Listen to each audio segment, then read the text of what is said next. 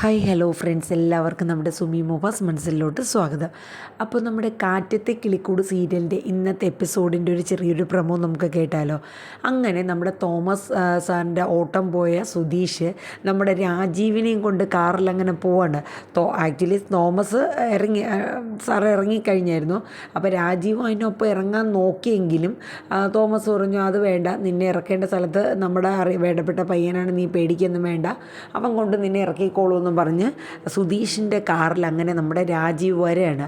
അപ്പോൾ രാജീവ് മാത്രമേ ഉള്ളൂ. അന്നേരം സുധീഷ് രാജീവിനോട് ചോദിച്ചു, അപ്പോൾ സാറേ എന്തൊക്കെയുണ്ട് വിശേഷം, സുഖം തന്നെയല്ലേ? അപ്പോൾ രാജീവ് പറഞ്ഞു, അതെ, നീ വണ്ടി ഓടിച്ചാൽ മതി, എൻ്റെ സുഖവിവരങ്ങളൊന്നും നീ തിരക്കാൻ നിൽക്കണ്ടെന്ന് രാജീവ് എടുത്തടിച്ച് എൻ്റെ മറുപടി പറയണം.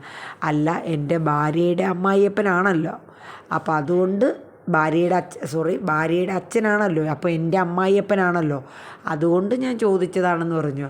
അപ്പോൾ പറഞ്ഞു, നീ അധികം ഒന്നും ചോദിക്കണ്ട, നീ നേരെ നോക്കി വണ്ടി ഓടിക്കണമെന്ന് പറഞ്ഞു. അപ്പോൾ പറഞ്ഞു, അതെ, നീ വലിയ അമ്മായി അച്ഛനൊന്നും എന്നെ വിളിക്കാൻ നിൽക്കേണ്ട, നിനക്ക് ആ സ്ഥാനം വിളിക്കാനുള്ള അധികാരമൊന്നും ഞാൻ നിനക്ക് തന്നിട്ടില്ല. അപ്പോൾ അത് കൊള്ളാം, ഞാൻ കല്യാണം കഴിച്ച ആ പെണ്ണിൻ്റെ അച്ഛനെ ഞാൻ പിന്നെ അമ്മായി അച്ഛനെന്നല്ലാണ്ട് വേറെന്താ വിളിക്കേണ്ട? നീ കല്യാണം കഴിച്ചു, നീ അതിനെക്കുറിച്ചൊന്നും പറയണ്ട. സാർ എന്ത് വർത്താനം ഈ പറയണേ? സാർ ഒന്ന് ആലോചിച്ച് നോക്കണം, ഇത്രയും നാൾ വളർത്തി വലുതാക്കിയ മകള് എൻ്റെ കൂടെ എന്നെ കണ്ടപ്പോൾ, കുറച്ച് നാളത്തെ പരിചയത്തിൽ എന്നെ കണ്ടപ്പോൾ എൻ്റെ ഒപ്പം ഇറങ്ങി വന്നെങ്കിൽ നിങ്ങൾ കൊടുത്ത സ്നേഹവും ഞാൻ കൊടുത്ത സ്നേഹവും എന്താണെന്ന് നിങ്ങൾക്ക് ഊഹിക്കാവുന്നതേ ഉള്ളൂ. നിങ്ങൾക്കറിയില്ല, ഞാൻ അവളെ അത്രയേറെ ഞാൻ സ്നേഹിക്കുന്നുണ്ട്, തിരിച്ച് അവളും എന്നെ അത്രമേൽ സ്നേഹിക്കുന്നുണ്ട്. നിൻ്റെ സ്നേഹം നീ കണ്ടോടാ, ഇന്നേക്ക് 7-ാം ദിവസം ഞാൻ എൻ്റെ മകളെ തിരിച്ച് എൻ്റെ വീട്ടിൽ കൊണ്ടുവന്നേക്കെന്നും പറഞ്ഞ് രാജീവ് വെല്ലുവിളിക്കാനായിട്ടോ. അപ്പോൾ ഗൈസ്, എല്ലാവരും നമ്മുടെ വീഡിയോസൊക്കെ കേൾക്കുന്നതിനോടൊപ്പം തന്നെ ഒന്ന് ലൈക്ക് അടിക്കുക, ഹൈപ്പ് ചെയ്യുക, മറന്നുപോലെ. അപ്പോൾ നിങ്ങളുടെ അഭിപ്രായങ്ങളും കൂടെ കമൻറ്റ് ബോക്സിൽ രേഖപ്പെടുത്തണേ. അങ്ങനെ സുധീഷും നമ്മുടെ രാജീവും കൂടെ ഭയങ്കര വെല്ലുവിളിയും കാര്യങ്ങളൊക്കെ നടത്തുകയാണ്. അപ്പോൾ സുധീഷ് പറഞ്ഞു, സ്വന്തം മകളുടെ മനസ്സ് പോലും മനസ്സിലാക്കാൻ അറിഞ്ഞൂടാത്ത ഒരു അച്ഛൻ താനൊക്കെ ഒരു അച്ഛനാണോ? അപ്പോൾ രാജീവ് ഇത് കേട്ടുകൊണ്ടിരിക്കുകയാണ്. അവൾക്കറിയാം, അവൾക്ക് എത്രയോ പ്രാവശ്യം നിങ്ങളൊക്കെ കാല് പിടിച്ച് പറഞ്ഞു എനിക്ക് ഈ വിവാഹം വേണ്ട, എവിടെയോ കിടന്ന ഒരു ഭ്രാന്തനെ കൊണ്ടുവന്നിട്ട് മോളെ തലയിൽ കെട്ടി ഏൽപ്പിക്കാൻ വിചാരിച്ചു.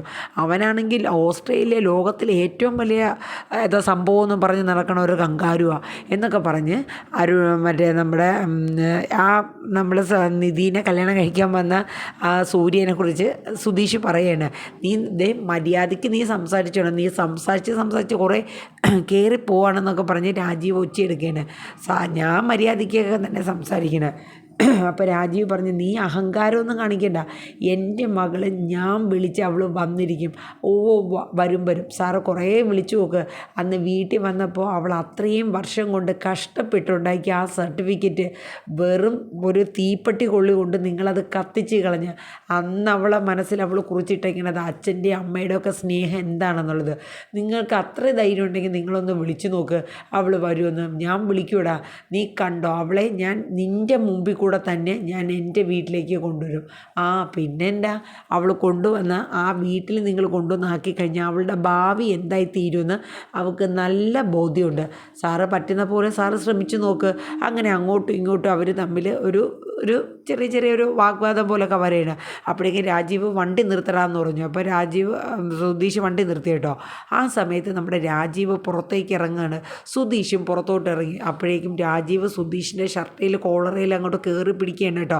എടാ, നീ വലിയ ആളൊന്നും കളിക്കണ്ട, വല്ല തെരുവ് തെണ്ടിയായിട്ട് ജീവിച്ച നിനക്ക് എന്നെ പോലെയുള്ള എൻ്റെ മകളെ സ്വന്തമാക്കാൻ ഉള്ളൊരു മോഹം ഉണ്ടെങ്കിലേ അത് നീ ഇപ്പോഴേ മനസ്സിൽ നിന്ന് മാറ്റി വെച്ചോ. നീ കൗണ്ട് ചെയ്തിരുന്നോ, ഞാൻ നിൻ്റെ മുന്നിൽ കൂടെ എൻ്റെ മകളെ ഞാൻ എൻ്റെ വീട്ടിൽ കൊണ്ടുവരിടാന്ന് പറഞ്ഞു, ഇന്നേക്ക് 7 ദിവസത്തിനുള്ളിലെന്ന് പറഞ്ഞു. അപ്പോൾ സുധീഷ് പറഞ്ഞു, നടന്നത് തന്നെ, എന്നാന്ന് സാർ ശ്രമിച്ച് നോക്കുമെന്ന് പറഞ്ഞ് സുധീഷിന് തിരിച്ച് വെല്ലുവിളിക്കാനായിട്ടോ.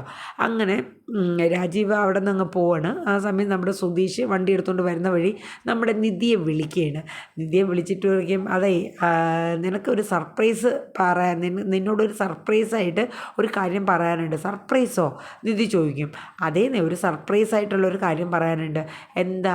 അതെ, നിനക്ക് ഏറ്റവും വേണ്ടപ്പെട്ട ഒരാളാരാ? അപ്പോൾ പറയും വേണ്ടപ്പെട്ട ആളോ, നിധിയുടെ മനസ്സിൽ ഒരിക്കലും നിധിയുടെ ഫാമിലിയെക്കുറിച്ച് നിധി ഒരിക്കലും ചിന്തിക്കണില്ല. അച്ഛൻ അമ്മ അങ്ങനെയൊന്നും ഇവിടെ ട്രിവാൻഡ്രത്ത് വെച്ച് അങ്ങ് ചിന്തിക്കുന്നില്ലല്ലോ. നീ ഒന്ന് ആലോചിച്ച് നോക്ക്, പറ എന്ന് പറഞ്ഞ് സുധീഷ് ചോദിക്കാണ്. എനിക്കറിയില്ല സുധീഷ് പറ എന്ന് പറയും നിധി. അപ്പോൾ പറയും അതെ നിൻ്റെ അച്ഛനെ ഞാനിന്ന് കണ്ടു. അച്ഛനെയോ? ഏയ് സുധീഷിന് ഇങ്ങോട്ട് ആൾ മാറിപ്പോയി കാണും, അച്ഛനൊന്നും ഇങ്ങോട്ട് വരാൻ വഴിയില്ലല്ലോ. അതെ എൻ്റെ കൂടെ ഇത്രയും നേരം കാറിലുണ്ടായിരുന്നു എന്നിങ്ങനെ പറയാം. കാറിലോ? അതേന്നേ ഞങ്ങൾ ഇത്രയും നേരം സംസാരിച്ചുകൊണ്ടല്ലേ വന്നത്. അപ്പോൾ സുധീഷ് നടന്ന കാര്യങ്ങളൊക്കെ പറയണേ. നിന്നെ വിട്ടിട്ട് ഇൻ്റർവ്യൂ കഴിഞ്ഞ് വീട്ടിൽ കൊണ്ട് വിട്ടിട്ട് ഞാൻ തോമസ് സാറിൻ്റെ ഓട്ടം വന്നല്ലോ. അപ്പോൾ അവരെന്തോ ബിസിനസ് ആവശ്യത്തിന് വേണ്ടി ഒരാളുമായിട്ട് മീറ്റ് ചെയ്യണം, ആ ഒരാൾ നിൻ്റെ അച്ഛനാണോ എന്നും നടന്ന കാര്യങ്ങളൊക്കെ നിധിയുടെ അടുത്ത് സുധീഷ് പറയാണ്. എന്നിട്ട് അച്ഛനുമായിട്ട് എന്തൊക്കെ സംസാരിച്ച് അച്ഛന് ഇഷ്ടപ്പെട്ടോ സുധീഷിന്? ഓ ഒരുപാട് ഇഷ്ടപ്പെട്ടു. എന്നെ കുറേ വെല്ലുവിളിച്ച് കാര്യങ്ങളൊക്കെ സുധീഷ് നിധിയുടെ അടുത്ത് പറയണേ. നിധിക്ക് സത്യം പറഞ്ഞാൽ മനസ്സിനൊരു സങ്കടം. അയ്യോ എന്നാലും എൻ്റെ അച്ഛനൊന്ന് കാണാൻ പറ്റിയില്ലല്ലോ, ഇത്രയും ദൂരം വന്നേയില്ലേ. അപ്പോൾ സുധീഷ് പറഞ്ഞു അതെ അടങ്ങി ഒതുങ്ങിയിരുന്നു, വീട്ടിൽ പോയപ്പോഴത്തേക്ക് ഇത്രയും നാൾ വളർത്തിയ അച്ഛൻ തന്ന മറുപടിയൊന്നും മറന്നു പോയില്ലല്ലോ. അച്ഛൻ നിന്നോട് കാണിച്ച രീതിയും മറന്നൊന്നും പോയിട്ടില്ലല്ലോ നീ. അതൊക്കെ എനിക്കറിയാം സുധീഷേ, എന്നാലും അച്ഛനെ ഒന്ന് കാണാൻ പറ്റിയില്ല. ഒരെന്നാലും ഇല്ല, നീ അവിടെ അടങ്ങി ഒതുങ്ങി മിണ്ടാതെ ഇരിക്കുക. നിനക്ക് നിൻ്റെ അച്ഛനും അമ്മയും ഒക്കെ ആലോചിച്ച് നീ പോവുകയാണെങ്കിൽ നിൻ്റെ ജീവിതം കോഞ്ഞാട്ടിയായി മാറും എന്നൊക്കെ പറഞ്ഞ് സുധീഷ് നിധീനെ ഒന്ന് പേടിപ്പിക്കുകയാണ്. കാര്യം സുധീഷിന് ഉള്ളിലൊരു ഭയമൊക്കെ ഉണ്ട്. രാജീവ് ഇത്രയും വെല്ലുവിളിയൊക്കെ വിളിച്ചുവെങ്കിലും ഇനി യഥാർത്ഥത്തിലെങ്ങാനും രാജീവ് അച്ഛൻ വന്ന് വിളിക്കുകയാണെങ്കിൽ നിധി പോകുമോ എന്നൊരു ഭയമൊക്കെ ഉണ്ടായിരുന്നു. അങ്ങനെ നിധിയായിട്ട് ഫോണൊക്കെ സംസാരിച്ച് കഴിഞ്ഞിട്ട് നമ്മുടെ സുധീഷ് നേരെ നമ്മുടെ ഹരിയുടെ വർക്ക്ഷോപ്പിലോട്ടൊക്കെ പോകണം കേട്ടോ. അങ്ങനെ ഹരിയുടെ വർക്ക്ഷോപ്പിൽ ചെന്നപ്പോഴത്തേക്ക് ഹരിക്കാണെങ്കിൽ ഭയങ്കര പണിത്തിരക്കാം. അങ്ങനെ സുധീഷിനെ കണ്ട ഇതിൽ ചന്തു പോയി ജ്യൂസൊക്കെ മേടിക്കാനായിട്ട് പോവുകയാണ്. അപ്പം സുധീഷിൻ്റെ അടുത്ത് ഹരി നമ്മുടെ ഹരീഷ് ചോദിക്കും അല്ല എന്താ നീ വർക്ക്ഷോപ്പിലോട്ടൊക്കെ നിനക്കെന്താ പൈസ വേണോ? അപ്പോൾ സുധീഷ് ചോദിക്കും പിന്നെ എപ്പോഴും വന്ന് ചോദിക്കുമ്പോഴത്തേക്ക് നീ ഇന്നെ എവിടെ റിസർവ് ബാങ്കാണോ നീ പൈസ അടിക്കി സൂക്ഷിക്കും വന്ന് ചോദിക്കുന്നവർക്കൊക്കെ കൊടുക്കാൻ? നീ കാര്യം പറ എന്താ വന്നതെന്ന് ഹരീഷ് ചോദിക്കുകയാണ്. അപ്പോൾ ഹരീഷ് ഒരു വണ്ടി നന്നാക്കിക്കൊണ്ടാണ് സംസാരിക്കുന്നത് കേട്ടോ.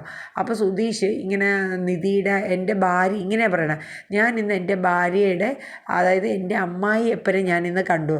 അമ്മായി എപ്പനോ? അതാരാ? അതെ എൻ്റെ ഭാര്യയുടെ അച്ഛനെ. ഓ നമ്മുടെ നിധിയേട്ടത്തിയുടെ അച്ഛനെ.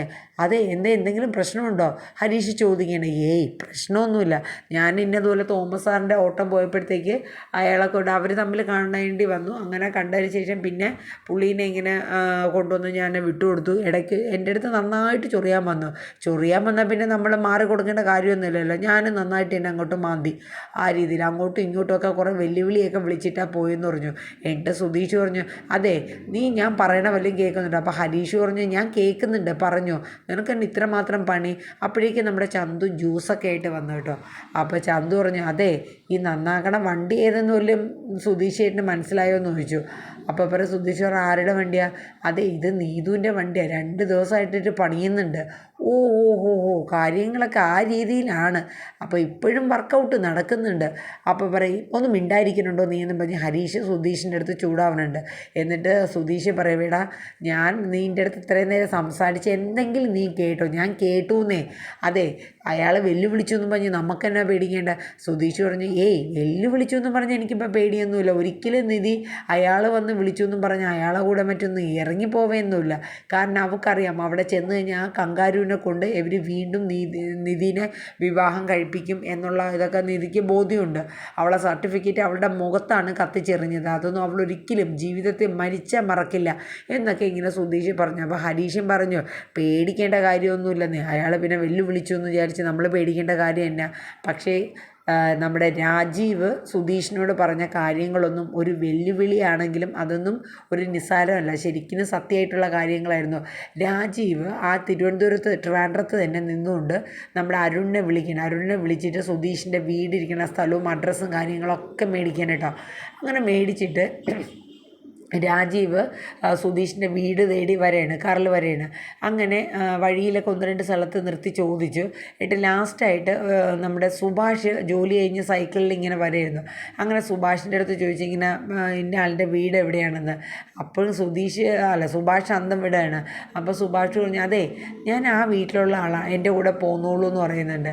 അപ്പോൾ രാജീവിന് ഭയങ്കര സന്തോഷമായി. രാജീവ് പല പദ്ധതികളും ആസൂത്രണം ചെയ്ത് എങ്ങനെയെങ്കിലും ഇവനെ അങ്ങനെ വിട്ടുകൊടുത്താൽ പറ്റില്ലല്ലോ. എൻ്റെ മകൾ ഇത്രയും നല്ല നിലയിൽ ജീവിച്ച എൻ്റെ മകളെ ഇവനെ പോലെയുള്ള ഒരു തെരുവ് തെണ്ടിയുടെ കൂടെ ജീവിക്കാൻ ഞാൻ ഒരിക്കലും വിടൂല. അങ്ങനെ പല കണക്കുകൂട്ടലോട് കൂടി തന്നെ രാജീവ് നമ്മുടെ സുധീഷിൻ്റെ അടുത്ത് എത്തുകയാണ്. അതായത് സ്വന്തം മകളുടെ അടുത്ത് എത്തുകയാണ്. പക്ഷേ ഇനി വരുന്ന രംഗങ്ങളെന്നൊക്കെ പറയുന്നുണ്ടല്ലോ ഗൈസ്, ഭയങ്കര സീനാണ്. അതായത് രാജീവ് തകർത്ത് ആക്ട് ചെയ്യാണ്.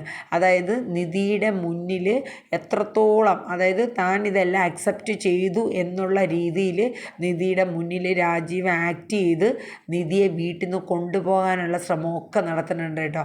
അപ്പോൾ ഗൈസ്, എല്ലാവർക്കും നമ്മുടെ ഈ വീഡിയോ ഇഷ്ടപ്പെട്ടുവെങ്കിൽ ഒന്ന് ലൈക്കും ഹൈപ്പും തരാൻ മറന്നു പോകരുത്.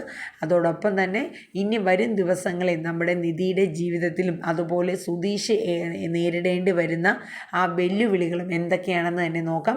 അപ്പോൾ എല്ലാ ദിവസവും നമുക്കിപ്പോൾ ടൈമൊക്കെ 1-2 ദിവസമായിട്ടൊന്ന് മാറിയും തിരിഞ്ഞൊക്കെയാണ് വരുന്നത് ഗൈസ്. അപ്പോൾ ഞാൻ കറക്റ്റ് ടൈമിൻ്റെ തന്നെ ഉച്ച കഴിയുമ്പോൾ തന്നെ നമ്മുടെ കാട്ടിത്തെ കിളിക്കൂട് ഇടാനായിട്ട് ശ്രമിക്കുന്നതാണ്.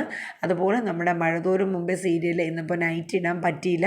ഞാൻ നാളെ രാവിലെ കറക്റ്റ് 6 മണിക്ക് തന്നെ ഷെഡ്യൂൾ ചെയ്തിട്ടുണ്ട്. എല്ലാവരും നമ്മുടെ സുമി മൂവാസ് ടേസ്റ്റി കിച്ചണിലെ മഴതോറും മുമ്പേ സീരിയലും കൂടെ എല്ലാവരും ഒന്ന് കേൾക്കുക, സപ്പോർട്ട് ചെയ്യുക. അപ്പോൾ നമ്മുടെ 2 ചാനലും എല്ലാവരും ഒന്ന് സപ്പോർട്ട് ചെയ്യുക. അപ്പോൾ എല്ലാവർക്കും നല്ലൊരു ശുഭദിനം പറഞ്ഞുകൊണ്ട് ഇന്നത്തെ നമ്മുടെ കാറ്റത്തെ കിളിക്കൂട് സീരിയലിൻ്റെ പ്രൊമോ ഇവിടെ വൈൻഡപ്പ് ചെയ്യുന്നു. Tata, bye bye.